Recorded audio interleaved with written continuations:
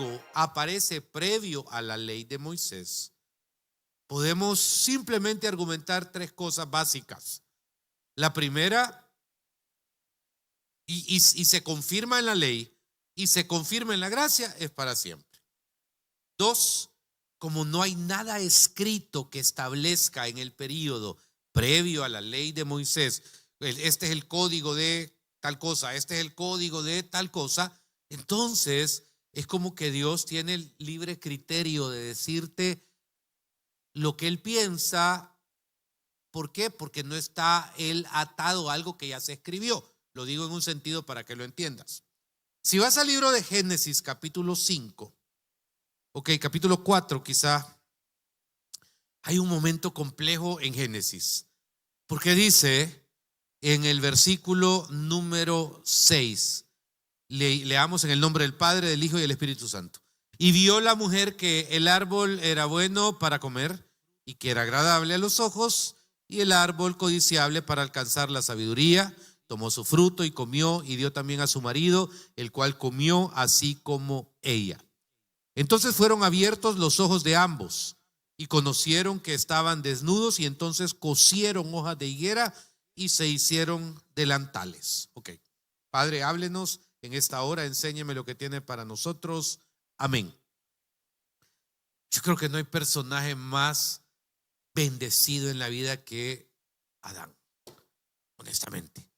Lo creó Dios, te puedes imaginar, o sea, lo formó, sopló sobre él y le dijo: esto es tuyo. Y entonces de repente la relación entre Adán y Dios era total. Es más, el mismo Dios articuló para sí mismo y dijo, hermanas, dice: no es bueno que el hombre esté solo. Por tanto, haré ayuda idónea para él, y crea a Eva de su costilla.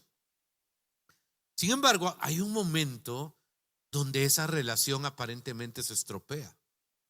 Y créame de que aquí encuentro algunas cosas que yo digo, bueno, y si yo fuera Adán, ¿cómo lo hubiera manejado? Porque no era una relación cordial, no era una relación política, no era una relación social, era una relación perfecta. El creador y el creado. Pero entonces, al pasar un incidente, dice que fueron abiertos los ojos de ambos y conocieron que estaban desnudos, y entonces cosieron hojas de higuera y se hicieron delantales. Esto es importante porque se rompe la inocencia. Y al romperse la inocencia, Rodolfo, lo primero que el individuo es como el creyente que un día conoce mundo. ¿Me explico? O sea, y de repente da la impresión que el individuo, al conocer mundo, al darse cuenta de que existen 10,000 maneras de vivir o de pensar, y no solo esta, puede dedicarse a lo primero, sentir vergüenza y sentir culpa, porque lo que hace que a Adán se vista es porque siente culpa y vergüenza. ¿De qué? De que está desnudo. Y me duele porque de repente ahí es donde creo que inicia la mala historia entre el enemigo y muchos de nosotros, cuando la culpa y la vergüenza se adueña de nuestras acciones, y eso impide que hagamos, por ejemplo, ministerios porque sentimos que tenemos mal testimonio. De repente no podemos hacer cosas en el reino porque inmediatamente sentimos que el acusador va a venir sobre nosotros. Y de repente digo yo, qué errado es esta manera de ver la vida. Porque en esta relación, ¿qué hubiera pasado si después de comer del fruto que Dios había prohibido? Le aclaro, no hay ley todavía. La ley no existe. Y entonces salgo yo, que soy Adán, corriendo a buscar a Dios y digo: Señor, la regué. La regué. ¿Por qué? Porque tú me dijiste 1000 veces que no comiera de ese árbol y lo acabo de comer. Mira, aquí está. ¿Ves la diferencia? Y aquí yo no puedo poner cosas que no están en la Biblia. Pero al tratar de entender la identidad de Dios, yo veo de que cuando hay misericordia, cuando se adelanta uno con su pecado a presentárselo a Él, hay misericordia. Eso es lo que veo en un montón de casos. Papi me dijo un día a la Catalina, fíjate que entrando, fíjate que le pegué a Claire. Ok, ¿y eso por qué? Es que ella no me hizo caso, entonces le pegué. Honestamente, la regañé, pues, ¿me entiende? O sea, no le voy a decir, sí, seguíle dando, no. Pero, ¿cómo voy a venir contra alguien que mate el chucho a tiempo? Dígame. ¿Cómo? No puedo espiritualmente. Entonces, delante de Dios, el primer caso que a mí me llama la atención es cómo voy delante de la presencia de Dios. Primero, no huya. Tenga claridad de que este hombre al vestirse, al sentirse avergonzado, dice, y oyeron la voz de Jehová, Dios que se paseaba en el huerto al aire del día, y el hombre y su mujer se escondieron de la presencia de Jehová Dios entre los árboles del huerto. Segundo error, porque lejos de acercarse, el hecho de alejarse, vuelve la culpa, vuelve la vergüenza y todo este tipo de sentimientos. Con respeto, todo pasa. Me contaban de una persona trabajando en un lugar que por error, en hora laboral, mandó en el grupo de trabajo una foto incómoda, le vamos a poner, ¿ok? Los adultos entienden. Y en el nerviosismo de que le había mandado a los 200 compañeros de trabajo, por borrarla, en el borrar para todos, la borró para él. Y entonces, cuando me contaron esto, yo me quedé pensando, pobre Chero, ¿cómo puedo ayudarle? ¿Vea? Él no aguantó, salió del lugar donde se había tomado la foto, agarró su mochila y se dio a la fuga. ¿Por qué? Porque la presión social, la burla, etcétera. Creo de todo corazón que de todo hay, gente que se burla, gente que hace chistes, gente que, ¿me entiende? Lo digno, siempre que usted recibe esas cosas, es borrarlas inmediatamente. Porque la dignidad de toda persona hay que resguardarla sobre cualquier otra cosa, nunca exponerla. Pero, de repente, si yo hubiera estado cerca en ese caso, créame que mi consejo hubiera sido, aunque pueda risa de manera espontánea, decirle, aguanta 3 días, va a pasar, hombre. O sea, en 3 días va a ser un chiste y en Navidad te lo van a acordar. Y hay reímos también, ya te voy a mandar otra, porque si estás picado es porque querés otra. O sea, hay manera de jugar con una situación así, aunque duele, pero no huir. ¿Ok? Porque cuando uno huye, en la vida espiritual le va cediendo terreno al enemigo. O sea, el terreno que cuesta va huyendo de llamamientos, de propósitos, de compromisos. Y en esa guerra territorial te terminas arrinconado. ¿Qué has cedido de territorio en los últimos 5 años de tu vida? ¿Qué has cedido? Ok, y aquí te doy una clave para recuperar territorio.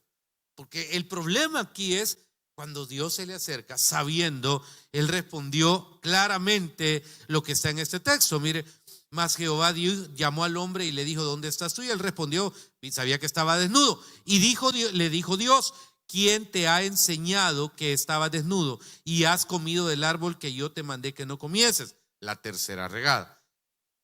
Él responsabilizar a alguien más. Porque aquí es donde el individuo tiene que venir delante de Dios aprobado y decir, yo fui. Y decir, yo, ¿cómo se llama? Fue mi culpa. ¿Y qué dice este hombre? Mire, dice en el texto, léalo conmigo por favor. Entonces le dijo, y el hombre respondió en el 12, la mujer que me diste por compañera me dio del árbol y yo comí. Error. Ahora, ¿cuál es un protocolo delante de Dios? ¿Para qué buscamos a Dios?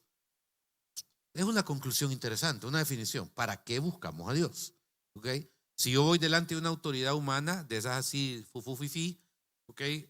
Hay que entender que hay protocolos. Lo ponen a uno en una salita primero, después lo pasan a otra, ¿me entiendes? Después, o sea, es bien bonita la dinámica. El protocolo delante de Dios, en primer lugar, no establece si tú sos espiritualmente correcto o incorrecto. Porque delante de Dios dice la palabra de que toda persona puede venir delante de su presencia, y en eso no nos vamos a perder. Pero en los protocolos delante de Dios, lo primero es llevando cuál es nuestra condición. Pero eso es bien importante. ¿Cuál es mi condición? Y yo creo que en su agenda diaria usted tiene suficientes cosas para darse cuenta de que Dios quiere trabajar en el Espíritu Santo en las áreas de su condición que necesiten mejorar o ser distintas. 2, algo que trasciende en los 3 tiempos que espero que podamos ver, es el hecho de no querer impresionar y hacer una diferencia entre lo humano, carnal, y lo espiritual. ¿Por qué? Porque dice Dios que Él mira de lejos al altivo. Entonces no logro entender por qué la altivez espiritual la disfrazamos de espiritualidad. Cuando alguien se siente espiritualmente superior.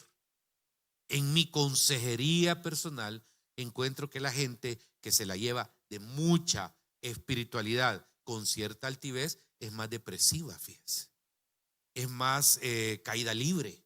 ¿Me entiendes? Se puede 70 versículos y se los dedica a 70 gentes, pero cuando les pasa algo, son tigres de papel. Y entonces es donde uno cuestiona cómo equilibrar eso y cómo entender. Y creo que aquí es donde hay un punto de oro, porque la honestidad de cómo soy también es algo que delante de Dios no puede dar vergüenza. No podés sentir, no. Mire, es como, digo, lo invita a usted a Elon Musk a su casa. ¿Cómo va a impresionar al señor Musk usted? ¿Qué le va a dar de comer? Llega a su casa Musk mañana, ¿qué le daría de comer?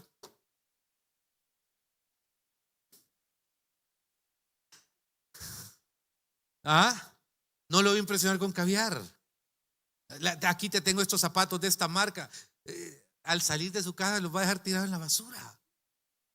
Mire, cuando su servidor invita a alguien así, vea, a la casa a comer, ¿sabe qué les doy? Sopa de frijoles. Porque uno no puede impresionar con lo que no tiene. ¿Ok? Y de repente, en lo espiritual yo encuentro lo mismo. Dios mira de lejos al altivo, dice la palabra. Y aquí es donde necesito que entendás de que la mejor versión pública tuya no le sirve a la presencia de Dios ni te sirve a ti en ella. Jamás. Porque entonces, ¿cómo vas a poder ser consolado si no sos anhelador de ser consolado? ¿Cómo vas a poder ser tú restaurado si no estás reconociendo tu condición de necesidad de ser restaurado? Amén. Ok. Y de repente, obviamente es una tristeza lo que en este personaje puede pasar. Ahora, quiero ir a un salmo, si usted me lo permite. Lo voy nada más a ubicar aquí, que lo tengo en otro lado. Y ese salmo, en el cual quiero hoy establecer un poquito, espéreme, quiero que vaya por favor a el Salmo 51. Lo leemos en el nombre del Padre, del Hijo y del Espíritu Santo, 2 porciones importantes. Aquí estamos en el periodo de la ley, ¿okay? Ya pasamos a otro tiempo. Y en el Salmo 51 dice: ten piedad de mí, oh Dios, conforme a tu misericordia, conforme a la multitud de tus piedades, borra mis rebeliones, lávame más y más de mi maldad y límpiame de mi pecado, porque yo reconozco mis rebeliones y mi pecado está siempre delante de mí. Contra ti solo he pecado y he hecho lo malo delante de tus ojos, para que sea reconocido justo en tu palabra y tenido por puro en tu juicio. Este no es un salmo cualquiera.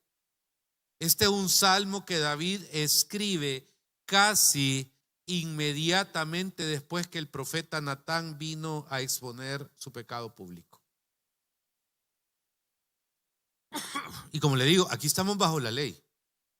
Y la ley tiene y establece reglas alrededor del adulterio. Tiene y establece reglas alrededor del asesinato. No es como allá, que podemos decir antes de la ley que Dios podía decir: a este le voy a dar camisa blanca y a este camisa verde, aunque hayan cometido el mismo crimen. Aquí ya no. Y entonces David, en este punto, lo que está estableciendo es la necesidad de primero saber que hay consecuencias, y las consecuencias no se quitan. Si usted o yo somos alguien que hemos cometido una falta y en esa falta nos hemos pasado llevando de encuentro a aquellas personas que decimos que amamos, tenemos que tener una regla principal, ¿ok? Y es: tarde o temprano Dios va a borrar absolutamente las cosas, sí, pero algo que es bien importante es que trabaje en nuestro corazón. Y en el caso de David, David dejaba que Dios trabajara en su corazón. David sabía perfectamente y al conocer a Dios, y cuando dice: conforme a la multitud de tus piedades, borra mis rebeliones. Y no dice una, ni dos, ni tres, dice 4 veces. Y usted suma la del versículo 7, purifícame con hisopo, lávame. 4 veces en todo el Salmo habla de lavar, de limpieza. Y aquí le puedo dar un consejo. Lo que usted recibió espiritualmente en el 2022 te sirve en el 2040, sí, pero es necesario que el 2024 tú renoves tus votos con Dios. En el 2024 no se vaya sin que te replantees de nuevo las cosas delante del Señor. Lávame, lávame, lávame. La gente a veces se ríe porque dice que yo viajo 10 días solo con 2 camisetas, y es verdad. ¿Para qué voy a andar un ajuar para cada tiempo? 3 camisetas, un jeans y le doy vuelta. Pero no es que me las ponga sucias, pues, o sea, en las noches ahí con el jaboncito, ¿me entiendes? Chaca, chaca, chaca, lo tiendo y al día siguiente ya está lavado y es la misma. Pero la limpieza es sumamente importante. Y ahora, algo que es necesario en este tiempo es saber de que la revelación de Dios a su vida debe ser diaria. ¿Quiere que le abra mi corazón en algo? Para mí cada vez veo más complicado que la gente se enfoca más en el futuro que en el presente. Esta semana enterré 2 personas de la congregación. Una estuvo sentada ahí en este culto. El domingo en la noche recibí la llamada que había fallecido en el helicóptero. Me dolió en el alma. Me dolió. No, pero es que hoy estuve en la iglesia. Ahí estaba. Entonces, claro, la otra persona tenía un proceso y pues fue llamada a la presencia de Dios y tenía como 3 semanas de no venir. Pero ahí estuvo, ahí ha estado. Entonces yo digo en mi mente: hey, el futuro es incierto, realmente cada vez estoy más clavado en eso. El presente es la única realidad que tenemos, no es el pasado. Porque si a estas alturas estás lloriqueando la historia del pasado, estás sintiéndote culpable por las regadas del pasado o por lo que te hicieron o lo que hiciste, créeme que ahí estás en un serio problema. Horrible. Pero cuando te vas al futuro, o sea, tampoco es back to the future. Pero mi presente es hoy. Y entonces en este hoy yo decido o vivir bien lejos de Dios, porque no hay mañana, o decido vivir más cerca de Dios, porque es hoy. Me explico, es hoy.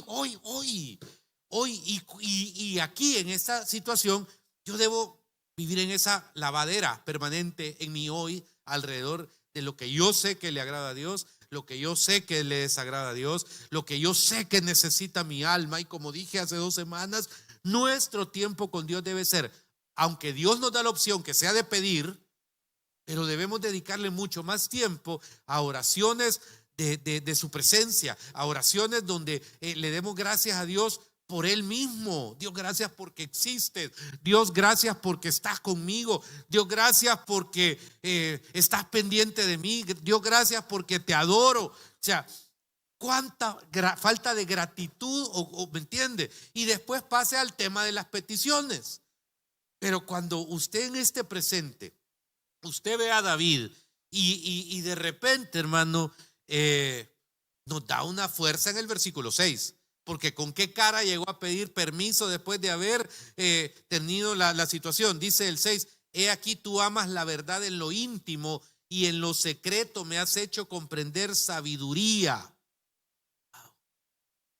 Aquí tú amas la verdad en lo íntimo. Tu relación con Dios es algo que no puedes jamás dejar de tratar de ver o de hacer. Y quiero hallar en el Evangelio según San Marcos, si alguien me ayuda, en el momento de la crucifixión, donde está con uno de los ladrones alrededor de la cruz. Porque cuando Jesús es llevado, ahí me lo pone por favor, a la cruz, no sé en cuál de los evangelios está mejor, si aquí me lo buscan. Hay un momento bien curioso, porque aquí estamos saliendo ya de la ley y estamos entrando en la gracia. Está por comenzar. O sea, este fue el primer. Algunos teólogos establecen que fue el último de la ley y otros que fue el primero de la gracia.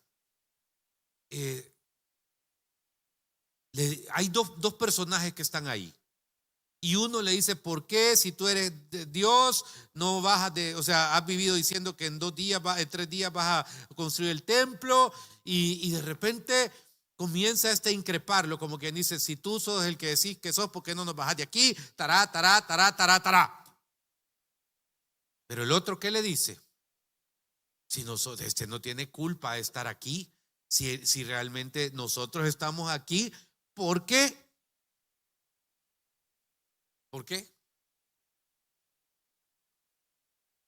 Lucas 22:40. Gracias, hermana. Vamos a profundizar un poquito en este, porque de repente, en este momento de la crucifixión, ¿verdad? Respondiendo el otro, le reprendió diciendo, ni aún temes a tu Dios estando en la misma condenación. Nosotros, la verdad, justamente padecemos porque recibimos lo que merecieron nuestros hechos, mas ningún mal hizo. Y dijo a Jesús, acuérdate de mí cuando vengas en tu reino. Y entonces Jesús le dijo, de cierto te digo que hoy estarás conmigo en el paraíso. Recuerde que hasta la cruz la gente se lo expresó pensando en la parábola del rico y Lázaro. Estaban en el mismo lugar. El centro de la tierra. La zona donde estaba el rico se llamaba Seol, un lugar de tormento, un lugar de tortura, un lugar de condenación al que está ahí. Y a la par había otro que se llamaba el seno de Abraham, que era un lugar de descanso. Y de repente acuérdese de que le dice ¿cómo se llama? El rico, mira, anda a decirle a Lázaro que le vaya a decir a la gente allá arriba que no sean así, que no sean así, para que no tengan mi sufrimiento. ¿Y qué le contesta? Es que nadie puede ir de aquí para allá ni de allá para acá. En el momento en que Jesús muere, él desciende a ese lugar a recoger lo que la Biblia le llama la cautividad cautiva. Representa las personas que de acuerdo al periodo de la ley y al periodo prediluviano y al periodo prediluviano creacionista tenían, voy a decirlo con mucho cuidado esta palabra, mérito, para estar en el seno de Abraham. Porque como aquí hay un debate, o sea, por la ley había condenación, no es por obras, pero existía gente en el seno de Abraham que no estaban en el sufrimiento del Seol. Entonces viene Jesús en el primer cumplimiento del por qué Él viene a la tierra, es a recoger a ese grupo de personas y lo lleva a un lugar que hoy se identifica como la presencia de Dios. Es un lugar de descanso, pero con conciencia. De descanso, pero con conciencia. ¿De qué? De la gloria de Dios. Esperando que la resurrección, la trompeta. Entonces, este tipo, en medio del dolor, porque no es fácil saber que es el imperio romano contra vos. Ya fuiste condenado, estás en una cruz, empalado. Y el otro también. Pero en medio de ese dolor uno tiene dos opciones: o reniega o adora. Punto. O reniega o adora. Y dentro de un protocolo que yo encuentro con Dios, que lo veo en el primero y en el segundo y ahora en el tercero, es de que cuando Él reconoce la posición de Dios en su vida, si nada ha hecho, hombre, si no merece estar aquí, ¿qué está haciendo? Reconociendo. Mire, ¿usted cree que Jesús mereció morir por nosotros? La verdad, ¿crees que mereció morir por vos? No, hombre, si somos calaña. En serio. O sea, seamos honestos. ¿Por qué lo hizo, Fofo? Por amor. Porque de tal manera amó Dios a Fofo. O sea, me explico. ¿Por qué lo hizo? Por amor. Porque de tal manera amó Dios a Miguel. Por amor. Y entonces, en este punto, es donde en esa relación te dice: de cierto, hoy estarás conmigo en el paraíso. Ese es el presente. Porque ocupa ese tiempo. Y cuando encuentro estos elementos en esta enseñanza, la quiero ir terminando y se invita al hermano del piano, por favor. Gracias, Kiki. Pero con entender de que sí dice el texto, de manera protocolaria, en el momento de entrada por sus puertas y por sus atrios ok. El templo tenía 3 lugares: los atrios, el lugar santo y el lugar santísimo. Al lugar santísimo no podía entrar nadie más que el sumo sacerdote una vez al año. El lugar santo era donde se sacrificaban los sacrificios, para que vean, o sea, se presentaban los sacrificios. Ahí estaban los levitas aceptando las ofrendas de paz, sean animales, sea bienes, gente que venía de lejos, donde se expiaban los pecados. Y los atrios era la parte exterior. Si usted ve, por ejemplo, las imágenes de cualquier pueblo de nuestro país o ciudad, con una perspectiva de la Iglesia Católica, existe el parque, existen los lugares, las bancas donde las personas se sientan y donde el sacerdote ofrece el rito, la misa, se llama el Santísimo, ¿ok? Esa es una tipología de cómo la Iglesia Católica estableció a través de todo ese lugar. Entonces, ¿qué serían los atrios? El parque que está enfrente de la iglesia, ¿ok? El lugar santo es las bancas. El lugar santísimo es donde el Padre ofrece su servicio en este punto. Desde nuestro punto de vista, aquí, perdón, en este, es donde uno dice: Señor, cuando uno escucha, por ejemplo, esa alabanza: Señor, llévame a tus atrios, por donde el sacerdote canta, al altar de bronce, Señor, tu rostro quiero ver. Está contando el proceso, está contando cómo realmente nosotros no podemos quedarnos solo en los atrios. No deberíamos, ¿ok? No, si bonito, ahí está Erika, ahí está el toro, ahí platicamos, es alegre, pero no deberíamos. El lugar santo, aquí donde usted está y yo estoy, es hermoso, sí, pero no deberíamos. ¿Cuál es el lugar perfecto? El lugar santísimo, donde es su lugar de adoración, donde es su momento. Y ahí, si usted tiene el corazón, no digo correcto, porque el corazón adecuado, si usted tiene conciencia de la necesidad, porque el peso de su pecado, el peso de mi vida, el peso de mis errores, yo lo quiero dejar.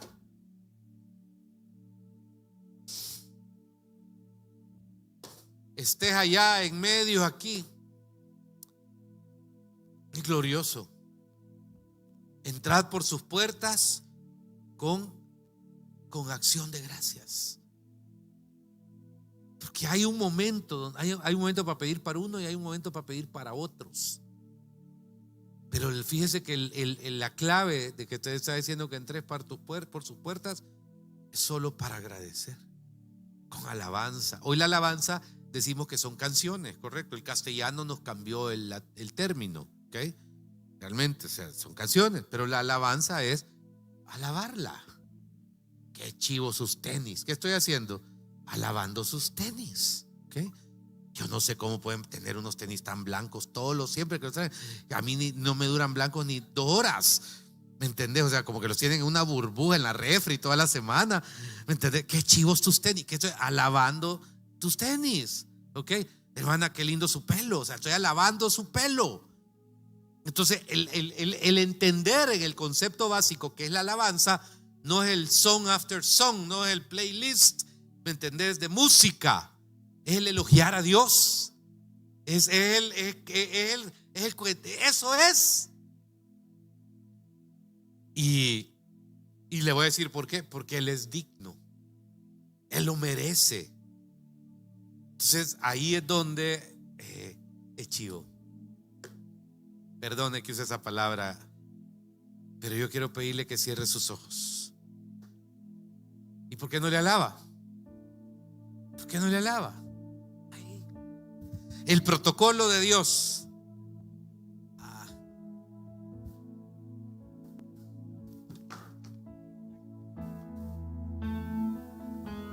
Y al estar